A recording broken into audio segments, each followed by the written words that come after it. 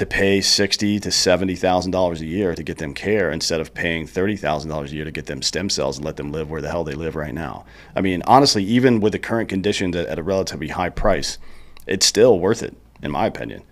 Like before you decide to put your loved one even if they have to move in with you and you start the treatments here, I think there's a pretty good shot that that person's going to be able to live well quite a bit longer because of this treatment. Let's go.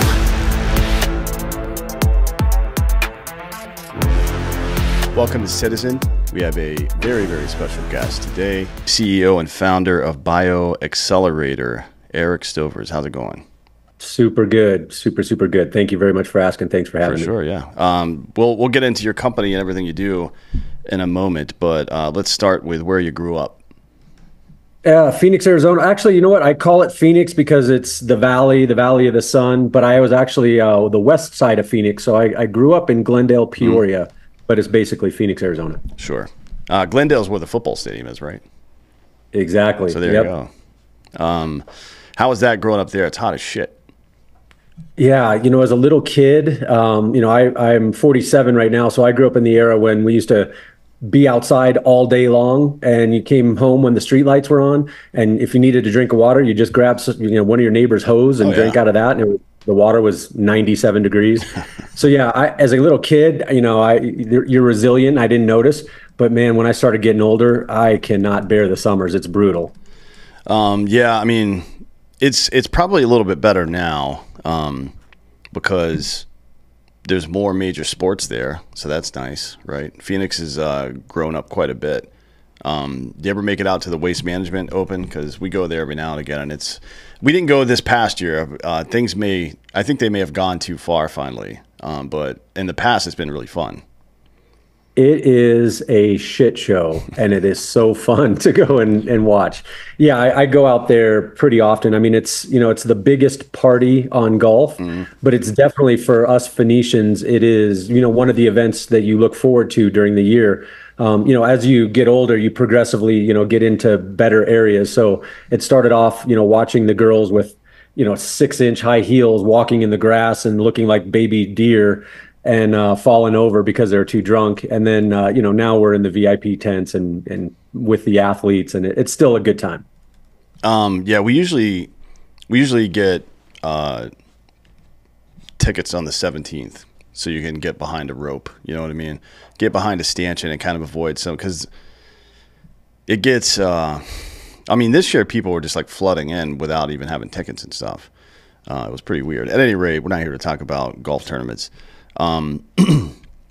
So what did you do after high school?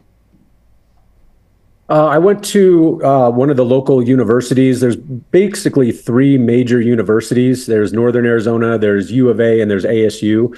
We have Grand Canyon University that's also kind of making some noise and getting a lot bigger now. But I went to one of the major 3, but I went to the lesser of the 3, meaning the smallest, and the one that's probably not as well known with not as good of a sports team. But I was a skier, and it is the only university in Arizona that has a ski resort. So I went up there to do some skiing. That was kind of my sport of choice at that point. And then after college, what did you do? What was your first work experience? Well, so I kind of took a unique approach after college. I spent a couple of years traveling in an RV, almost 2 years. So not quite a couple of years, but it was about a year and a half, 18 months or so. And what I did is I bought an RV and I traveled around the US, because most of my friends were doing like a European backpacking trip. And I kind of thought, you know what, I don't know a lot about our country. I've really only been to Arizona, California. I'd been to Rocky Point, Mexico a couple times because it's close to Phoenix. But I traveled around. I was in the service restaurant and service business. So whenever I needed money, I would stop and I would bartend somewhere or do private events. I found some pretty cool experiences in Palm Springs doing private events for movie stars. I bartended, all throughout the West Coast in different random cities.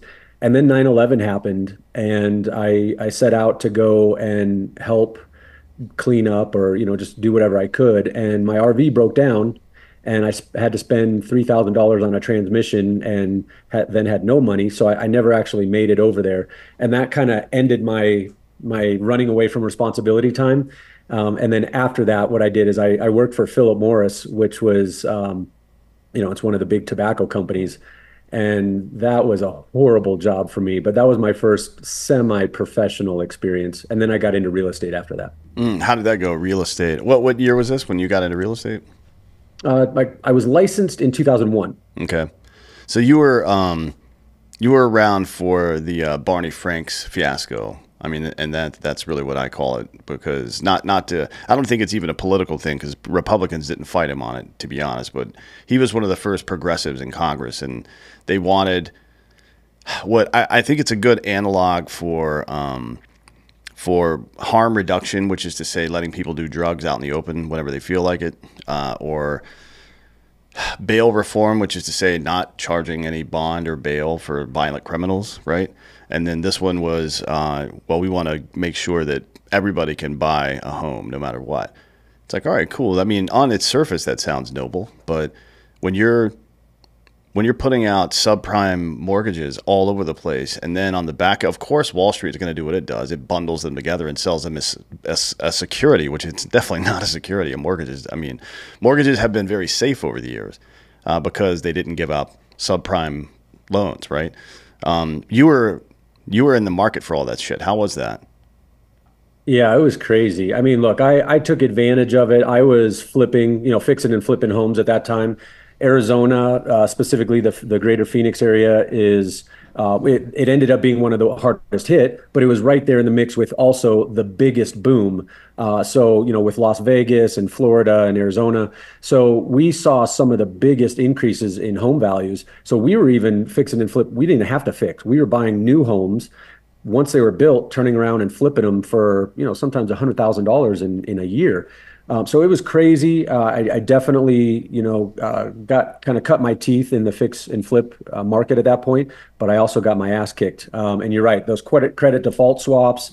And man, I'll tell you what, I had people in my network because I was still kind of moonlighting as a restaurant manager and GM at the time, and there were females that were strippers, and they were owning 6 and 8 and 10 homes because they were doing these stated loans, telling the bank that they, have made whatever income they made, and so it was just crazy what was going on in the market.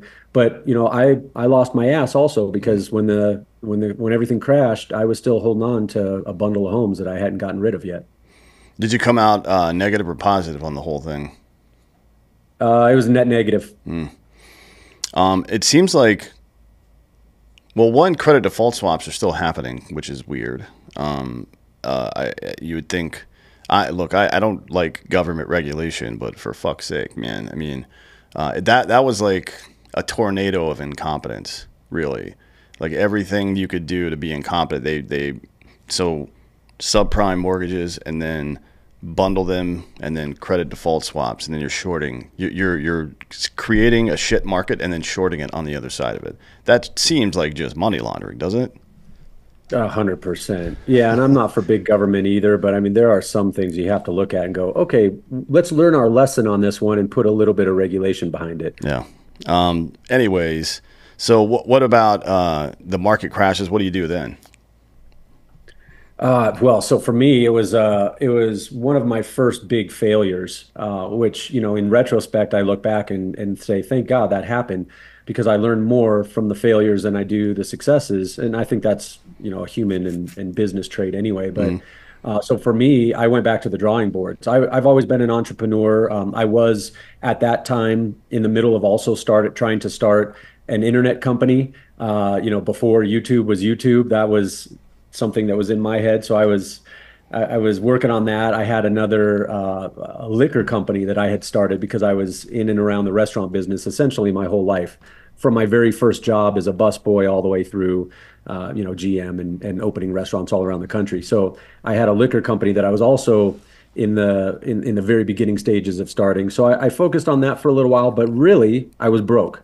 So I had to go back to managing restaurants. So I did that on the side. I was kind of working, as an entrepreneur and working in the restaurant business for some time. And then when I had a couple bucks again, we saw that there was big opportunity again in the real estate market to purchase these homes that were now, being short sold or foreclosed, and working with the banks, and going out on the courthouse steps and doing some bids to get these things for pennies on the dollar. I did that on a very small level, and then I ended up teaming with a group that bundled investment funds so that we could do that and put together bundles of homes, which we eventually took into taking the company public and becoming a single family home REIT. Cool. I want to ask you some questions about the restaurant industry since it's becoming relevant again. There have been a couple of big moves over the past, let's say, 10 years. One was large-scale minimum wage hikes in various cities across the country. I think my friend at Berkeley did a study. She's on the economics board over there. Did a study on, I think, San Jose when they did it. I think they raised it from $10 to $15 an hour immediately or something like that. And she did it. I can't remember the name of the study or anything, but that happened. And then obviously during COVID, there was a labor shortage. And now there's, if Trump gets elected, he wants to pass this bill that would eliminate tax on tips. Can you go through those three things and tell me how that's going to affect the market? Yeah, so I'll back up into some of my earlier career when I was basically just out of college and still working, odd jobs or restaurant jobs.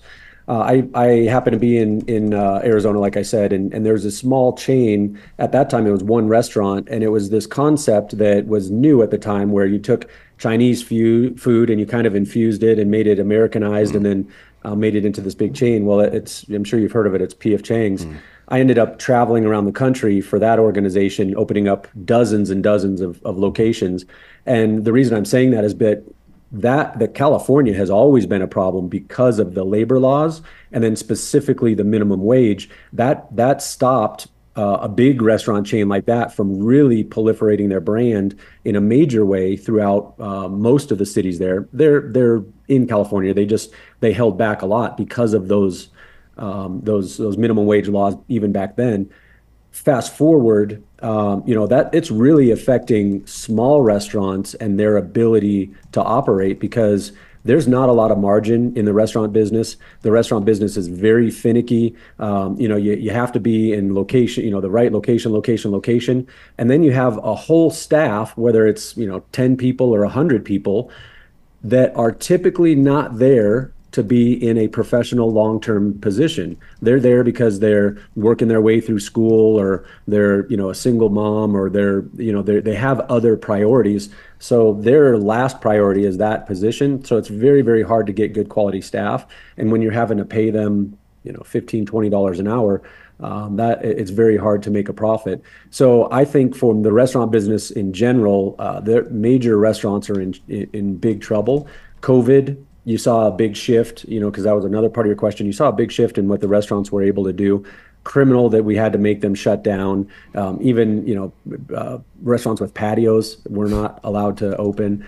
And what we've seen is that they just obliterated the staff, and they also started taking their tips and putting it into their checks. So now these servers that are already making, in a lot of states, not a very high wage, they're now being taxed on the tips. And then you're also seeing these restaurants that are taking a percentage of the tips to give them back to the restaurant, which is not what the tip was meant to be. So I don't think it's a good look for the market. I like what Trump is saying, but the truth is that a lot of these servers and bartenders, they're not really being taxed on the tips anyway. They're hiding them as much as they can, except for now the majority of their tips are not in cash because people are using credit cards and tipping on credit cards. So it is trackable now. I'm okay with it. I think it's good for the people in that business. What do you think about the tipped wage as a practice instead of, one, I don't think a minimum wage is dumb in my opinion. A minimum wage is the same thing as price capping. And it's happened dozens of times. It happened in the 14th century in England. Diocletian did it when the Roman currency was going under. Setting price caps, like let's say this bottle is $50. That's as much as you can charge for it, right? That's what everyone will charge is $50. There will never be any competition to lower the cost of that, because why would you? Because you can charge $50, right? Minimum wage laws, typically people will just pay the minimum wage. There are certain companies that don't, like In-N-Out was way ahead of this. Target was way ahead of it as well. They pay on average like fucking 20% more than Walmart, and the average Target employee, so per employee, they make 6 times more than Walmart. Now, they're not as big of a company, obviously, but the efficiency is very clear.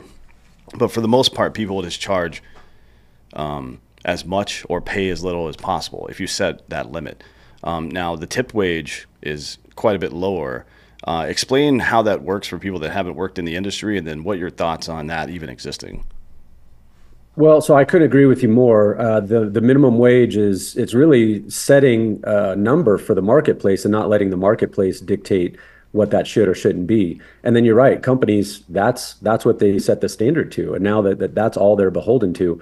So I don't agree with it in that sense. So I'm with you there. But as far as the way that it works in the restaurant business, the tipping, I believe in the service business, if you're just looking at the long-term service of a restaurant, not the fast casual concepts, not the Starbucks, not the In-N-Outs, which are now asking for tips.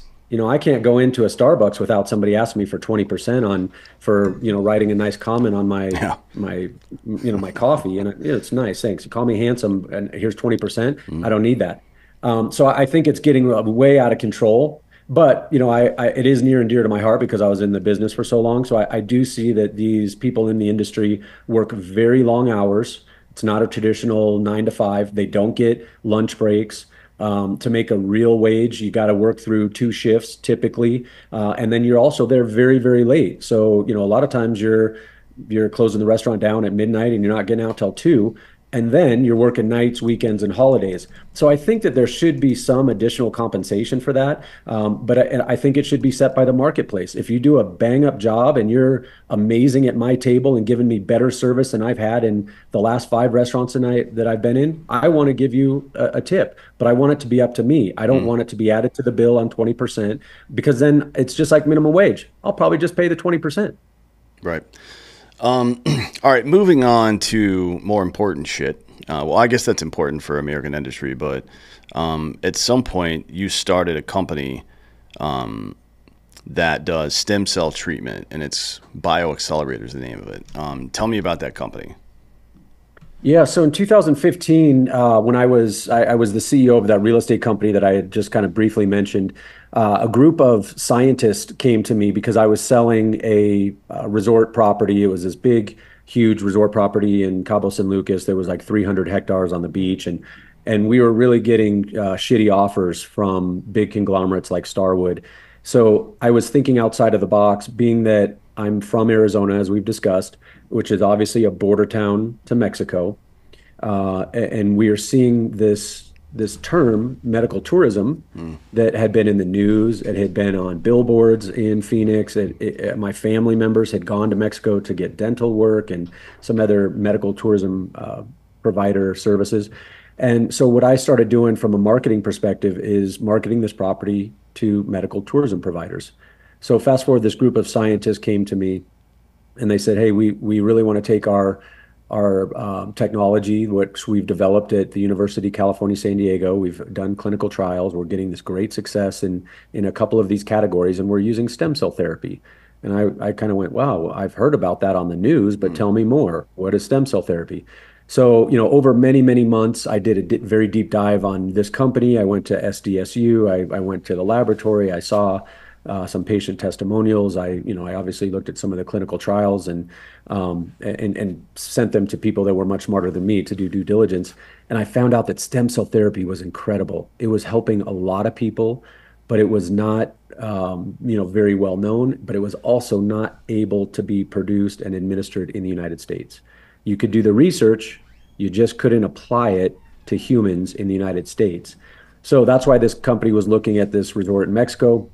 That did not work out for them for many reasons, but it really started my, my entrepreneurial brain thinking like, hey, why aren't we doing this more? Why can't we help more Americans with this?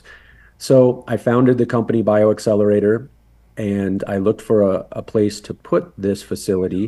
And originally I was looking in Mexico, and then I ended up looking in South America because Mexico, the border towns were horrible. Tijuana is so dangerous and dirty and just not a good place Mm. for medical tourism. But there are some good places in Mexico inland.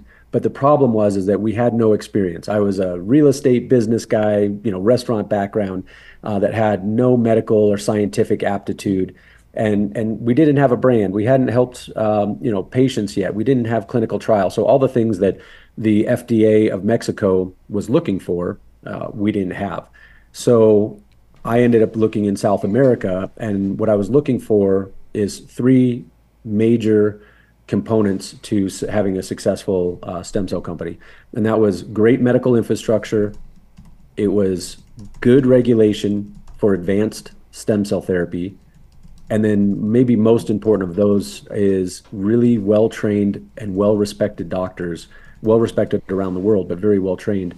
And when I was looking for those three things, almost every major country in South America fell off, with the exception of a couple, but Colombia just kept moving to the top of the list. And so I ended up putting the clinic in Medellin, Colombia, where I am right now, and we've been helping a lot of people ever since. Why is it not legal in the United States? So the political answer is that there's an old antiquated regulation, and it's Part 1271 of a Health and Human Services Code that has not fully defined what minimal manipulation of a cellular-based product is, because that regulation was put in place for bone marrow transplants over 30 years ago. The truth is that I believe the FDA is somewhat compromised. I don't believe that they are willing or able to move regulation in the direction of a natural treatment that may help a lot of Americans that is completely different than the pharmacological model. So we really have a bad business model in the sense that I want to see a patient and treat them once and never see them again. The truth is that sometimes patients have to come back, and it's medicine, and some people have progressive and really devastating diseases where we're going to have to see them more than once. But my business model is to see patients once and never see them again, and that's not the way our American medical system is set up. Um, there's been a lot of religious debate about this as well, and it's kind of leaked over into the IVF thing as well. But what from the perspective of a professional, what exactly can you tell me where stem cells come from and why it's not a moral issue for some people, or why it shouldn't be a moral issue rather? Yeah, it's a good question because there were times back in the late 90s and maybe even seeping into 2000 that there was some moral controversy, and it was accurate. There was some unethical sourcing of stem cells, and that was in the early days. And thank goodness George Bush, did a speech in I think 2000 saying that he was, kind of banning the use of stem cell research, and that was a little overboard. But the point is that it made the scientific community shift away from embryonic stem cells.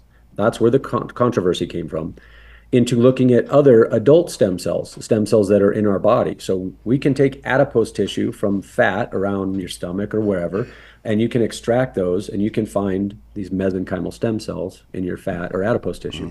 You can take bone marrow. You can puncture your iliac crest and suck out a bunch of bone marrow and find mesenchymal stem cells. So it made science really look at other sources of these pure and potent stem cells. Now, what has transpired since then is a much better, much more pure, much more potent and effective stem cell that comes from the umbilical cord. Now, to be very clear, there's no controversy there because this is a healthy mom and a healthy baby that go home and live healthy lives together. All they're doing is donating that umbilical cord to scientific companies like ours.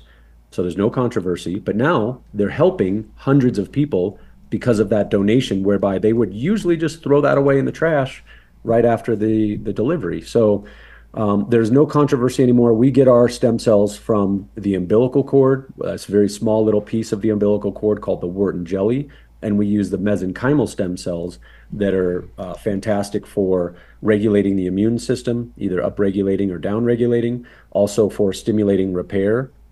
And then that it has major anti-inflammatory effects as well. So these really interesting building blocks of pure and potent stem cells that are now non-controversial are able to be, injected into patients to treat many, many conditions. So chronic inflammation increases your risk of heart disease by 130% and cancer by 200%. So that seems like something that would be obvious that we would use, but for some reason we're not. Is there is there any chance that a stem cell your body would reject stem cells since they're coming from a different person? Is it anything like organ transplant? How does that work? Another great question. So there are types of stem cells that you would have to have a donor match for. Ours, you do not. So the mesenchymal stem cell is a unique building block stem cell, and it does not have what's called an HLA tail. So, on the tail of most of these cells, you'll see that there's the HLA piece that makes you have a donor match. So when you're getting a blood transfusion, for instance, you would have to be a specific type of donor match. A lot of times it's a sibling or somebody familial to you. This is not the case with mesenchymal stem cells. So there's no rejection and there's no need for donor match. That's one of the things that make them magical. But they're also the building blocks of life. So they can change or they can stimulate your body to regrow cartilage and tissues and stimulate repair of organs. And to your point, the anti-inflammatory effect is incredible. That's one of their main mechanisms. So we do have a lot of high net worth individuals. We have a lot of billionaires. We treat kings of country. We treat everyone from politicians to point guards to regular guys like me. They come in every year for a systemic IV.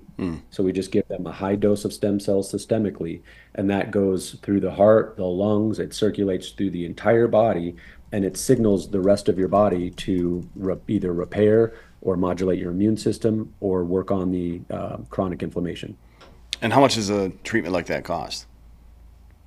Well, so here's one of the bad parts of what I have not achieved as an entrepreneur. When I set out to open this business, I saw the marketplace. I saw that there was a great place in Panama doing this, and their prices were incredible. I mean, they're $30,000, $40,000, and I said, "Gosh, we need to get this to Americans but have it, get to people, the middle class at least, that can afford this."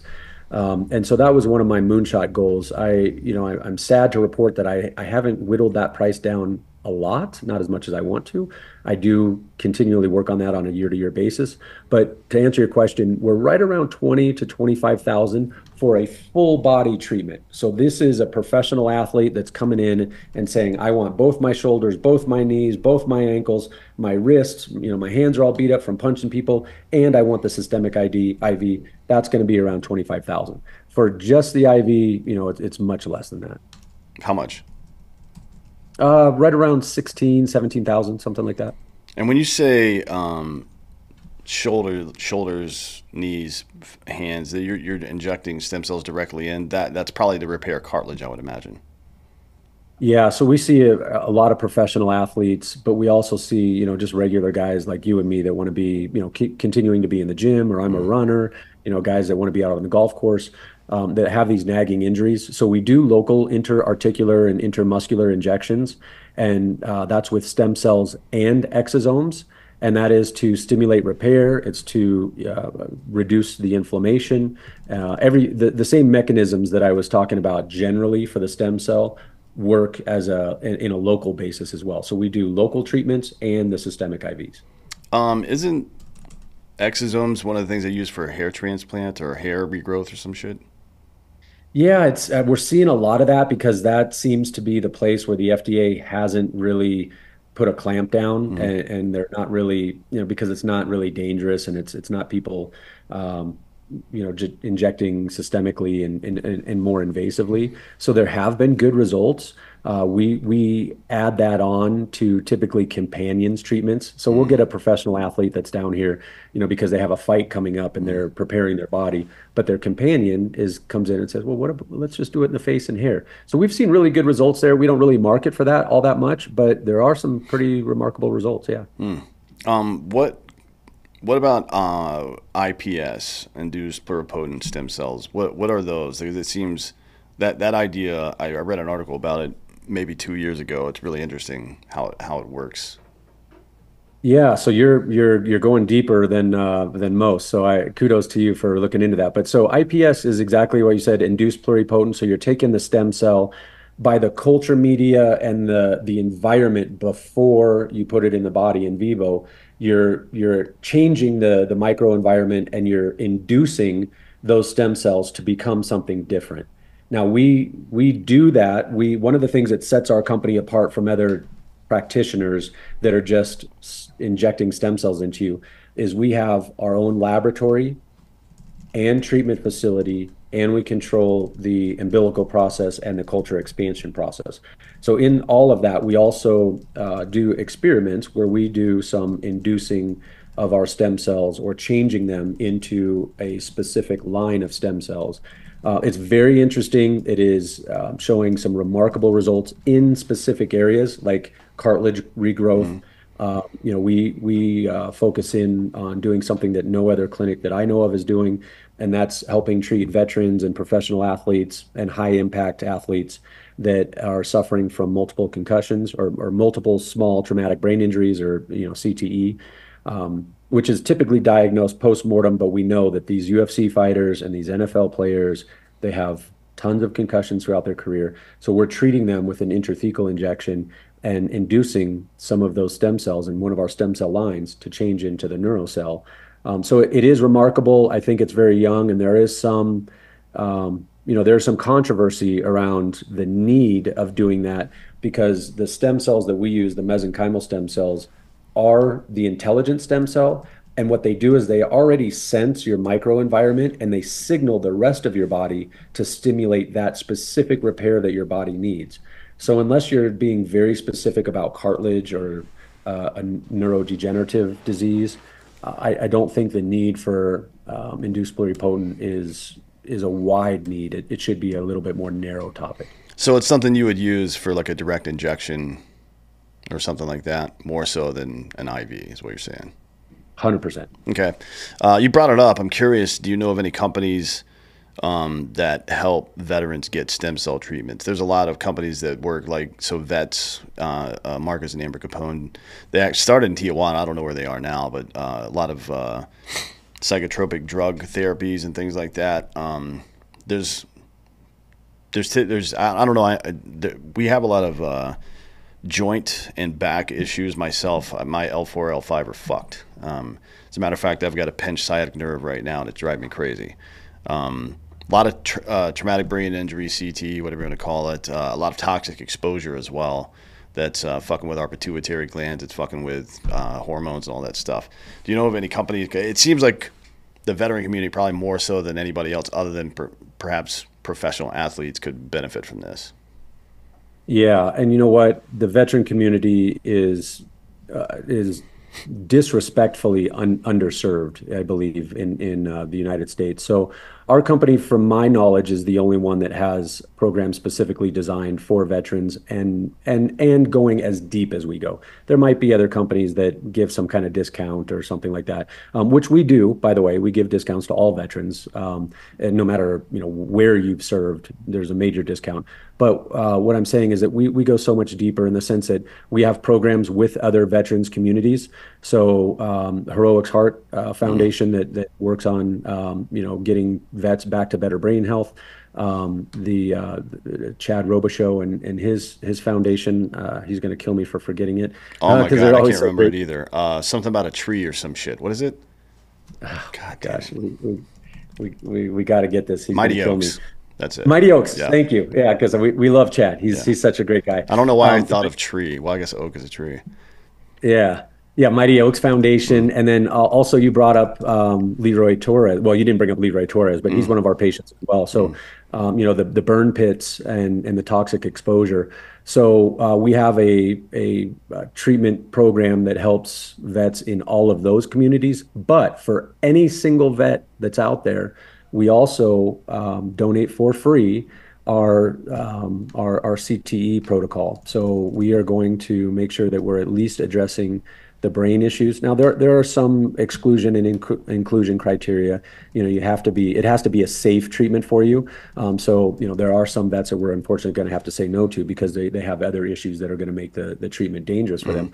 them. But in most cases, we give the CTE treatment for free to veterans to try to get them back to a better brain health at least, and then major discounts for every treatment that we have. What do you mean? What kind of protocols for CTE are you talking about? Just out of curiosity.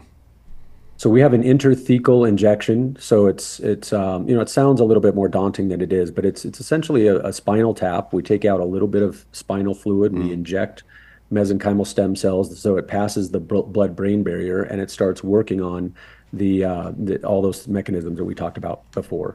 Stimulating repair, oxygenating, and anti-inflammatory effects for the brain. Hmm. And you say you do that for free, so they would just cover their trip to Colombia? Yeah, yeah. Unfortunately, you have to come all the way to Colombia, but it's Mm. really only 3 hours from Miami. It's a Yeah. beautiful country. Yeah, it's not Have you that ever bad. been? No, I've never been. No, I'm. We got to get you down here. Yeah, I'm planning on it. Yeah, for sure. I'm very curious about that. So walk me through because I would say I'll. I don't know about CTE specifically, but there's a lot of concussions around here, right? I mean, your brain can recover from concussions certainly, but it is hardwired to be as efficient as possible. And if your brain's sending electrical signals to part of it and it's not getting a feedback that it likes, it's just going to shut that shit off, right? And parts of your brain start to die, and then people lose their minds. What is it about? Because I know a lot of people have used heroic doses of psilocybin, ayahuasca, sometimes ibogaine to send energy back into that part of the brain, but that doesn't necessarily heal anything. All it does is tell it to keep sending signals there, right? What do the stem cells do that these other treatments don't? Yeah, let's start on the plant medicine piece too, because that's something that I'm a believer in. I sponsor a group of veterans to go to Peru every year to do ayahuasca, and there's many other first steps in the protocol, that are not psychedelic in nature. They're typical, CTE type protocol, but at the end of that protocol, it is a trip to Peru to do ayahuasca and really get some therapies, some plant-based medicine therapy. And I've seen some remarkable results in veterans that are suffering from PTSD and some other mostly traumatic brain injury. And so I believe in that, and we like that to be already accomplished before they get stem cell. So stem cells should be really kind of the last piece of it after you've already done some of the other healing mechanisms. But to answer your question, the stem cells, what they do is they are able to have that anti-inflammatory effect, which a lot of times is just chronic. So when you start getting those traumatic brain injuries, those mild traumatic brain injuries, and your brain is rattling around in your skull, it keeps being inflamed, Mm-hmm. and that's what shuts off the synapses sometimes. So when you get it back to a better size with the anti-inflammatory effect, and then you have the blood circulating and stimulating additional pathways, that actually does stimulate the pathways to regrow. Whereas, to your point, the psilocybin or the ayahuasca, it tells your brain to keep firing. It does create new pathways, but if there's one part that's dead, not receiving any oxygen, it's too inflamed, that's never gonna get anything, any other synapses. Sure. And I think that's probably on the extreme side. Most people deal with mild traumatic brain injury, right? A lot of people don't know this, and this is something you should know if you're trying to diagnose, or not diagnose, but figure out if you need to go get your brain checked out. A 155 round exploding up to 1 mile away can create a minor concussion, right? If you're in a war zone, that's going to happen repeatedly. Now, you're not going to get second impact syndrome from that necessarily because it's so mild. But people that work in artillery, people who are EOD, who blow shit up, gunfighters like myself who are shooting and blowing shit up all the time, Like there's no question that you have mild TBI. I don't think your brain. I don't think there's been a brain built that can avoid it if you spend time doing that kind of work, right? Um, and if you're looking at some of the symptoms, obviously we look at second and third order symptoms instead of first order symptoms. I mean, go get your levels checked. You probably have some kind of pituitary disorder at this point. Either your brain's producing too much prolactin or your hormone levels just aren't working correctly in the first place. But I always tell people the first thing you should do is get your hormone levels checked. You're probably fucked, right? Do that, stabilize them, and then see what else gets fixed naturally from there before you start doing wild, not stem cells. I think that works anytime. But before you start doing any kind of wild bullshit, definitely like fix the hardware, the top level hardware first, and see if your body doesn't just kind of regulate on its own, because it is built to do that, right? 100%, it's built to repair itself. That's one of the mechanisms of stem cell, that they stimulate your own body's natural repair mechanism.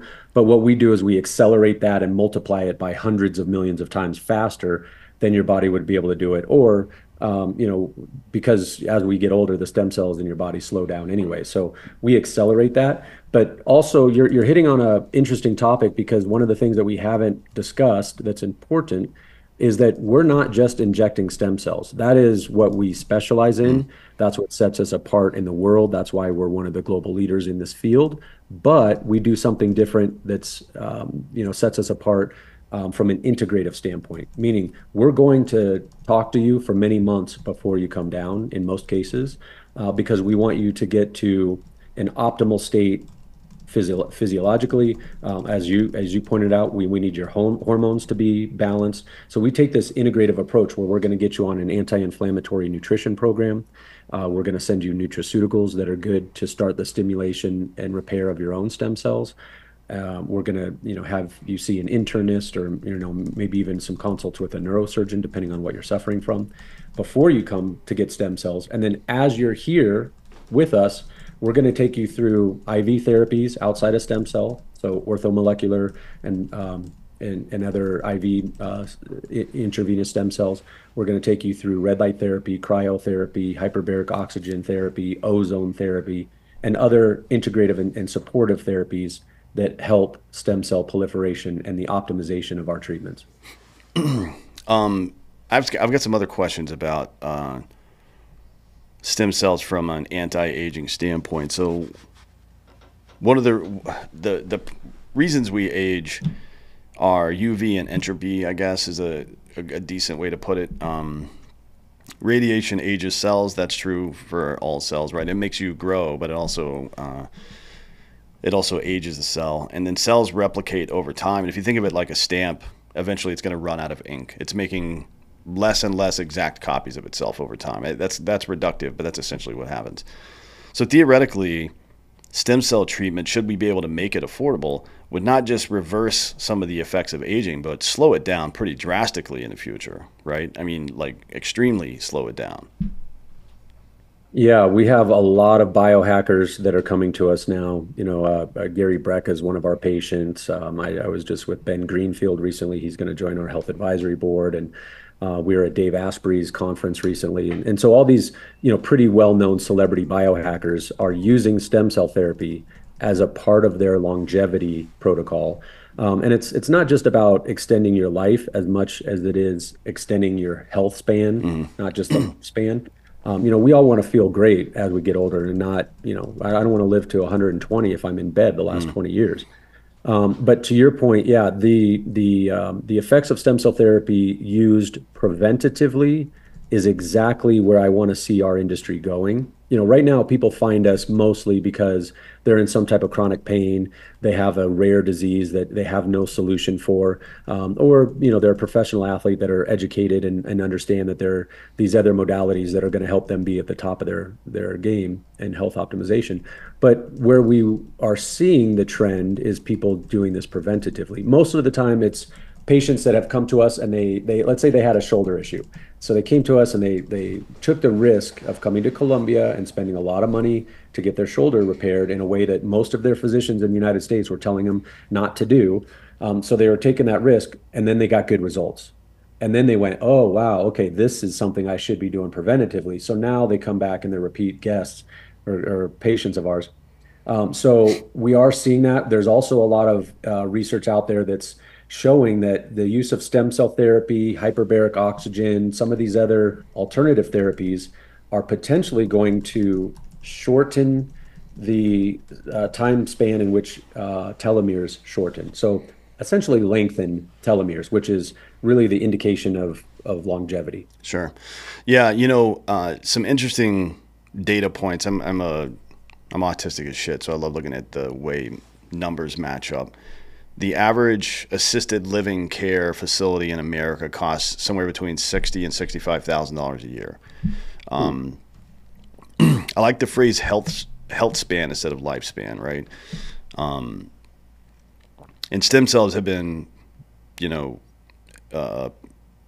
proven to prevent or reverse brain injuries like Parkinson's or Alzheimer's or CTE or whatever, right? And then obviously direct injections help with joints, tendons, and then the general IV is going to help balance your immune system and all this and deal with inflammation, which is a real killer. I mean, probably the number one comorbidity that exists is inflammation. So all the shit, Especially because of our diets. yeah, it doesn't help. Yeah. And so all the stuff that makes someone lose their ability to both live well and live independently can be fixed with this treatment. So I'm thinking of somebody who's like in their 50s and their parents have to now go into assisted living, even if it's just one of them, you're going to end up either going into the equity in the home that they currently own that they live in, or their retirement savings or whatever it is, to pay $60,000 to $70,000 a year to get them care instead of paying $30,000 a year to get them stem cells and let them live where the hell they live right now. I mean, honestly, even with the current conditions at a relatively high price, it's still worth it, in my opinion. Like before you decide to put your loved one even if they have to move in with you and you start the treatments here, I think there's a pretty good shot that person is going to be able to live well quite a bit longer because of this treatment. Yeah, we've seen some remarkable turnarounds from people that, thought their family member was, on death's doorstep. And this was kind of a last resort. And, now they're living, they're having more Thanksgivings together and they're having more quality time. And it's cheaper. I mean, at the end of the day, it's going to be cheaper, which is mind-boggling to me that you would pay more to put them in a home than you would to just get them this treatment. And a lot of people don't know that. It's not a moral judgment I'm making. I'm just saying I wish more people knew about this stuff because it's not just a better option, it's a cheaper option. Well, let's talk about something that I consider to be somewhat criminal, and it's hitting on what you just said in the sense that I wish more people knew about this. The thing is I can't advertise like a normal business. I'm an American based in Scottsdale, Arizona. My corporate office is there. We're full of, Americans that work there. We're treating mostly Americans at our facility in Columbia. But I can't put together a Google ad or a Facebook ad or a Instagram post that says stem cell therapy and regenerative medicine have helped in this way. I just either at the very least get shadow banned, but most of the time it's just shut down because I use the term stem cell therapy or regenerative medicine.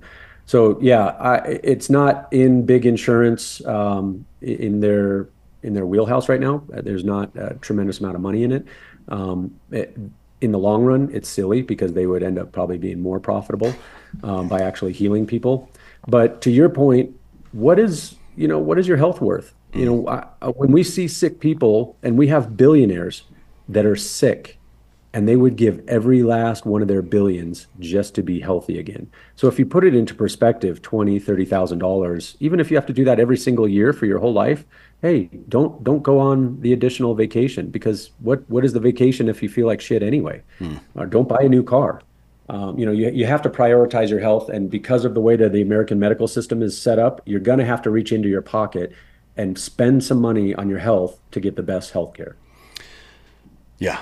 I mean, just a bit more spending on quality food is a good place to start.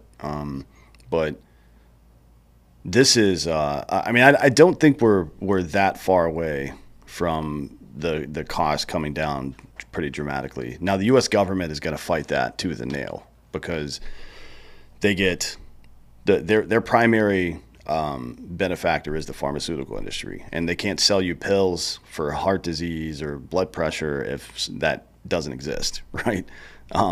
Like if type 2 diabetes goes away, what are you going to do? Stop selling insulin, stop selling Ozempic, you know what I mean? Like they're not going to, it's a cartel, frankly. Yeah. So it's nice that there are some people at least trying to get around that. There's been some decent movement on stem cells over the years, but it's still like just as you said, just testing. And it's the same thing for plant medicine. It's all legal for testing, except for I think Denver, where you can take mushrooms whenever you feel like it. But you to have it given to you by somebody else is still, I think, as a I guess a de facto physician would still technically be illegal. But it's very bizarre to me, but then when you think about it, it's not really bizarre. For the last 100 years or so, the government's been lying to people about their health. 12 servings of grain a day. I don't think so, but like that has got us what? To be honest, this 12 servings of grain may have us just as inflamed as all the processed foods do. I mean, it's just like not the way human beings are supposed to eat. Yeah,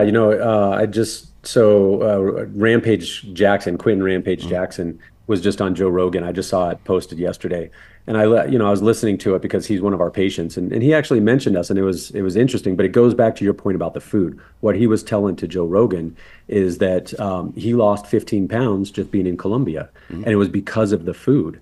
So, in the United States, the food system is compromised, but it is not set up for health. And in places like Colombia that have not been compromised yet, and they have the type of climate that allows them to grow their own food in most cases, there's not preservatives here. They don't shoot up their cattle or chickens with hormones and antibiotics, and they don't have this compromised big huge system. They don't spray all their ready to eat weed or with glyphosate, and so you're able to eat a little bit cleaner here. So that's what Rampage was talking about. But that's essential to our program as well. We want people to get into a better integrative health, personalized, preventative, integrated health. So it starts with sleep and nutrition and exercise long before stem cell. Sure. So I've got this is a very common injury for people that did my work. So I'm curious if you can walk through how your treatments might be beneficial for it. My lower back is pretty fucked up. I have my L4 and L5 bulge on a pretty regular basis. If I do anything, right, deadlifts, I got to be really careful doing this stuff because it'll bulge, and then my sciatic nerve is lit up for a week, right? And it's hard, like. It's like level 8 to 10 pain for a week in a row, and there's not that much you can do about it except for stretch intermittently and kind of. I mean, you can take some pills for it, but to me they don't really work because it's nerve pain. It's different, right? What are stem cells going to do for something like that? Yeah, so I would invite you to look at our YouTube page and specifically our spine and disc treatments, because you sound like exactly one of our patients. People that came in with an 8 to 10 pain, and they're guys like you that probably have a super high pain tolerance, because of the active lifestyle and your service. Well, it's been 8 to 10 since 2008, so I guess that you could say that's a high tolerance. Yeah, I think you kind of get used to it over time, but I can definitely, when I feel relief from it, I can really feel the relief. Like I feel like a completely different person. Without looking at your images, and obviously I'm not the physician in the group here. We have over 75 medical professionals that work with us, including neurosurgeons. So we would have our neurosurgeon review your case, do a telemedicine consult. We'd look at your images, and we would tell you whether or not you're a candidate. It sounds like you're a typical candidate for us because this is something we specialize in. This is also, unfortunately, why the price is probably not going to come down all that much, even as the industry grows, because companies like ours that are doing the right thing and not just just using a general practitioner to do these injections. We have 2 neurosurgeons that work with us. So these are the highest paid doctors in all of the world, no matter what country you're in. And they work with us full time. So I would have them review your case, and then what they would do if you were a candidate is you'd come to our facility, you do all those ancillary treatments that I talked about to prep your body, but then we would have a specific injection interdisc and interfacet, and then some of those soft tissue intermuscular treatments in and around the spine and disc are also very helpful because what we find is that because of the pain or the bulging disc, you're also compensating, either above or below. So we also help strengthen those discs and facets or connective tissue. Good. Well, I guess I'm going to have to look into that.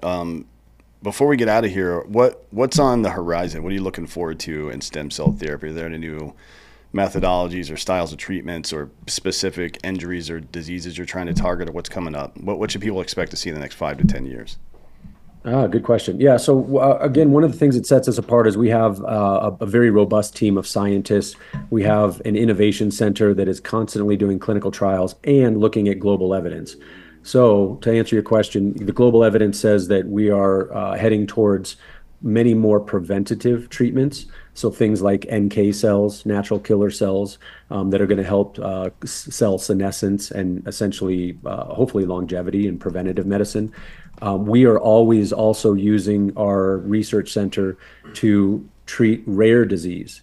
So we're able to go in and either work with a global, a university somewhere around the world that has already done the research, or a hospital that's already treated these patients, and continuously add to our treatment portfolio. So it's not just orthopedic issues and some autoimmune disease and some of the neurological conditions. It's also rare disease.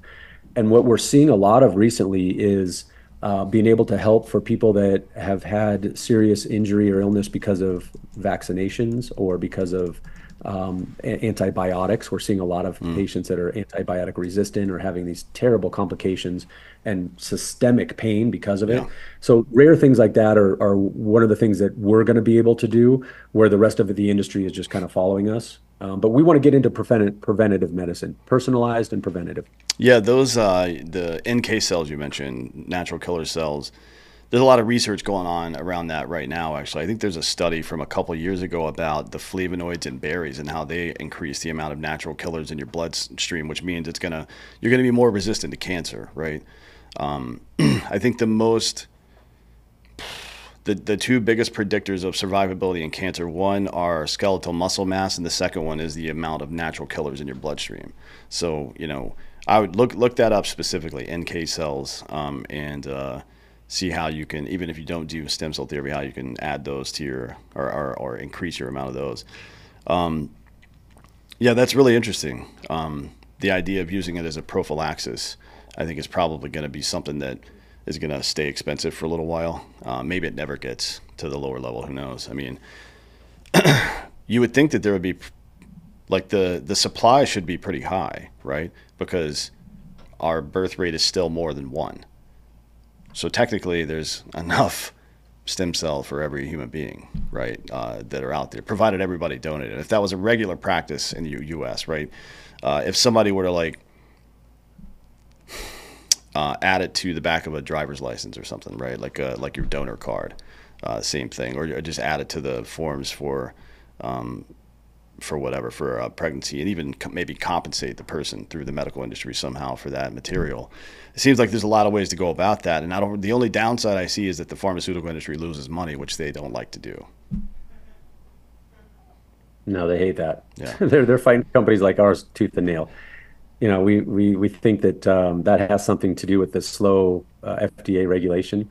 But to your point about the donors, yeah, look, I mean, one umbilical cord could help potentially hundreds of people, because we're able to take that small umbilical cord and the small piece that we focus on, the wart and jelly, and take those stem cells and manipulate them and multiply them safely. We purify them, and then we multiply them to be hundreds of millions of times more than they were when we just extracted them from the original umbilical cord.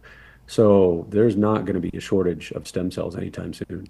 So the supply is not going to be an issue. The delivery and availability and legality, I suppose, are the real issues. When I say deliverability, I mean like having competent people to be able to do the procedures and whatnot.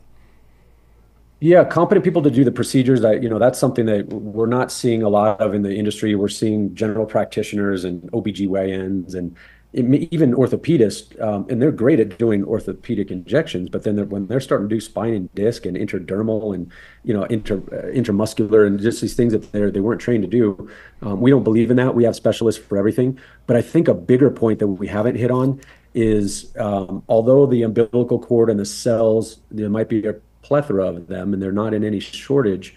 But what we're seeing is these laboratories that have a different business model, meaning they do not have a relationship with the patient. These laboratories just take umbilical cords and they take the stem cells and they expand the stem cells. And like any business, their main business is to increase production, decrease cost. And so they start cutting corners. They start using inferior, cheap culture media, which also helps proliferate cells faster and bigger, but they're not as good for the treatment efficacy.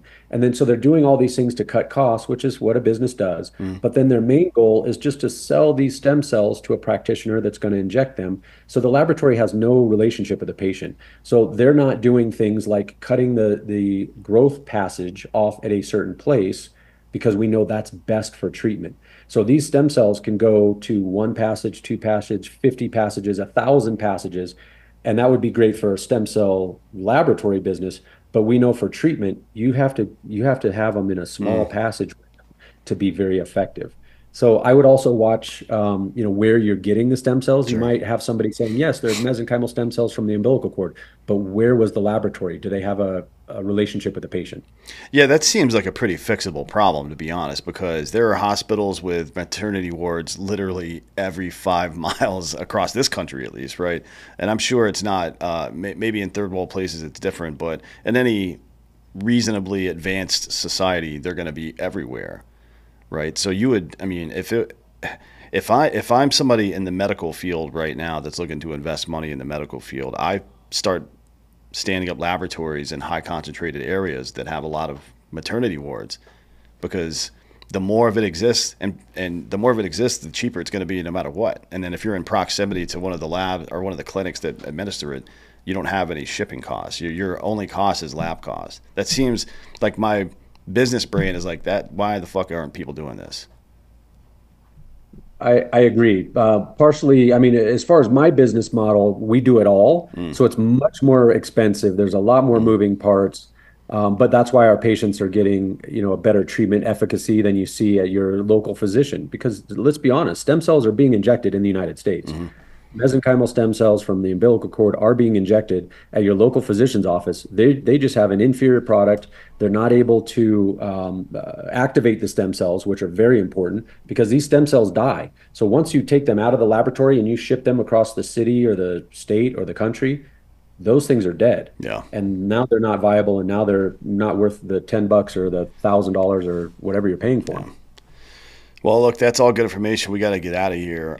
Tell everybody where they can find more information about you and your company on the internet. Okay. Yeah. Thank you again for the opportunity. For anybody interested in stem cell therapy, we are BioXcellerator. It's BioXcellerator. It's a mouthful, I know, but it's bioaccelerator.com. Really great patient testimonials on our YouTube channel, and you can find us on any social media channel, BioXcellerator. Awesome. Well, thanks for coming today. This is great information. And if there are veterans out there that are trying to get in touch with you, do you have a specific site for that, or is it they just go to the site and find it? All of our patient advocates are very well aware of how we help veterans. So anybody that you talk to in our company is going to get you into the program. Great. Well, look, thanks for coming today, man. I really appreciate the conversation and all the data here. I learned some things today. I appreciate what you do. Thank you for your service. I really appreciate you putting me on and getting me in front of your audience. This is important to us. Yeah, anytime. We'll do it again sometime soon. Eric Stoffers, BioXcellerator. Go check him out. Thank you for coming today, and thank you all for listening. This has been Citizen.